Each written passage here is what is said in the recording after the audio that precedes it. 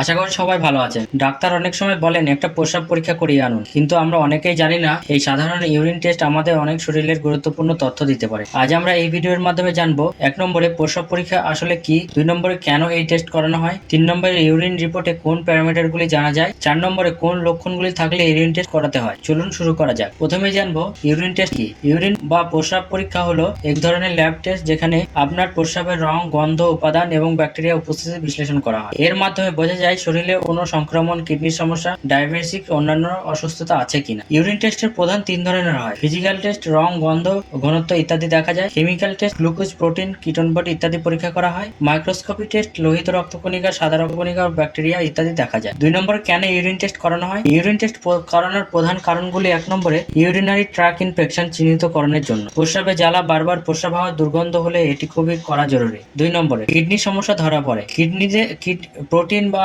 রক্তের উপস্থিতি কিডনির সমস্যা বোঝাতে ইউরিন টেস্ট করানো হয়। 3 নম্বরে ডায়াবেটিক্স চিহ্নিত বা নিয়ন্ত্রণে রাখা। প্রস্রাবে গ্লুকোজ বা কিটোন বডি পাওয়া গেলে ডায়াবেটিক্স ঝুঁকি থাকতে পারে। 4 নম্বর গর্ভাবস্থায় নিয়মিত স্বাস্থ্য পর্যবেক্ষণে। ইনফেকশন বা প্রোটিন লস হচ্ছে কিনা প্রেগনেন্সি অবস্থায় ইউরিন টেস্ট করানো হয়। 5 নম্বরে ডিহাইড্রেশন বা শরীরের জলশূন্যতা বোঝাতে। প্রস্রাবের রং, ঘনত্ব দেখে জলপান যথেষ্ট হচ্ছে কিনা তা বোঝার জন্য। এবার জানবো ইউরিন রিপোর্টে কোন কোন প্যারামিটারগুলি আমরা জানতে পারি। 1 নম্বর কালার ও অ্যাপিয়ারেন্স। 2 নম্বর প্রোটিন, কিডনির সমস্যা বোঝার জন্য। 3 নম্বরে গ্লুকোজ, ডায়াবেটিক্স বোঝার জন্য। 4 নম্বরে কিটোন বডি, ইনসুলিন ঘাটতির লক্ষণের জন্য।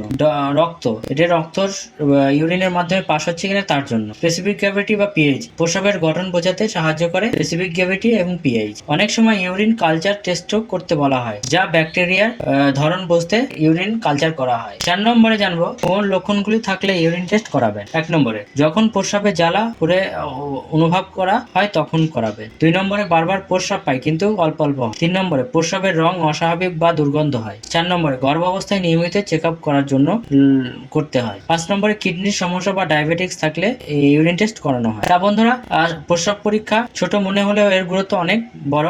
সঠিক সময় ইউরিন টেস্ট করিয়ে শরীরের নানান সমস্যা আগেভাগে ধরা সম্ভব। তাই লক্ষণ দেখা দিলেই দেরি না করে ডাক্তারের পরামর্শ অনুযায়ী টেস্ট করতে নিন ইউরিন টেস্ট। সুস্থ থাকুন, সচেতন থাকুন। ভিডিওটি ভালো লাগলে লাইক দেন, বন্ধুদের সাথে শেয়ার করুন, আর এমন স্বাস্থ্য বিষয়ক আরো ভিডিও পেতে আমাদের চ্যানেলটি সাবস্ক্রাইব করতে ভুলবেন না। ধন্যবাদ।